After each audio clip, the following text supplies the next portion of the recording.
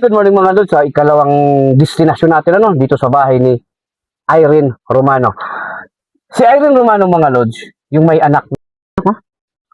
Anim na. Anim. Okay mga lods, ako yung nagtatanong kasi yung aking pag-i-interview, walang script to, no? Live to mga lods. Tsamba, ano to? Recto to, no? Walang script kaya minsan sumasabi tayo. Okay na anak mo Irene? Anim. Anim. Si Irene Romano mga lods, I think ito yung nawawalang kapatid ni Doc Al Romano. Doc, may Romano pala dito, Doc, diba? Okay. Ito yung mga anak niya. Iyo po. Ito yung magiging sick. 3-6 po. Okay.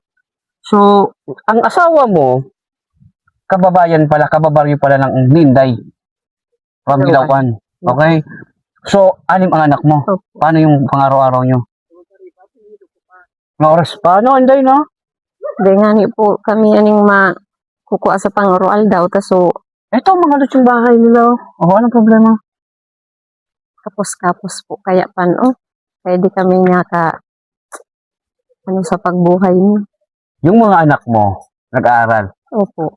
Si Michael, pag-aaralin ng friend ko from Qatar, mula grade 7 hanggang grade 12. Opo. Ipangako mo sa akin, Irene, na magtatapos siya ng 12. Kasi pag nakatapos siya ng grade, ang usapan namin ng sponsor ko, pag nakatapos si Michael ng grade 12, handa niyang pag-aralin ng kolehiyo yan. Okay.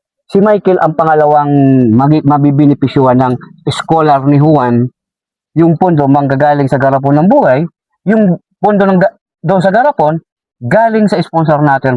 Okay? So doon natin kinukuha yung pondo para itulong natin. Ngayon, Irene, hindi dapat masayang, ayaw kong masayang yung pondo na gagamitin ng aking friend para sa pag-aral ni Michael. Si Michael, ang usapan namin ganito ha. Ang pera, ipapadala sa akin, ibibigay ko linggo-linggo ang allowance ni Michael. Opo. Okay? Opo. Pero ipangako mo ha, kasi magmumonitor din kami. Opo. Ha?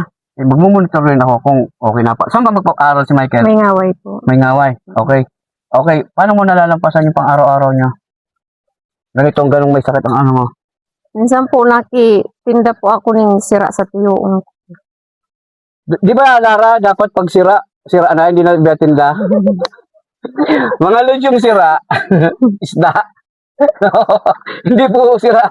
Yung isda dito sa Tibang, sira, yung sira, Bicol term, ano. So, pag walang isda, ano? Nakikilabada po. Pag walang labada pa, no? Wala. Ano pag wala? Hindi na kaya. Walang makakain. Okay lang ba banggitin ko yung hirap ng buhay pinagdadaanan nyo?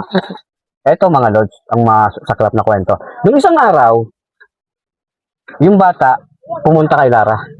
Yung anak mo, no? Opo. Pumunta kay Lara. Yung anak. Lara, anong oras na yon? No, nung umaga. Di ba pangalawa ng gabi, di ba? Umaga, alauna. Alauna mga lods. Pumunta sa'yo? Kinukwento ko ha. Opo. Kinukwento ko mga lods para makita nyo. Malaman nyo yung hirap ng buhay nila. Ito yung mga bata. Alauna ng mga lods, hindi pa sila nanangalian. Sa kabuti ang loob mga lods ni Lara Lupino, binigyan niya ng bigas para may makain yung mga bata. Ang kalawa ng gabi, yung mga bata, ito, nakita ko sa video, bumaba doon para Mangutang sana. Para so, hindi naman sa tindahan. nakukuha. Sad to say, so mayroon naman tayong pondo mga lods sa garapon ng buhay. Nagpadala kaagad tayo ng pera kay Lara para may maikain sila.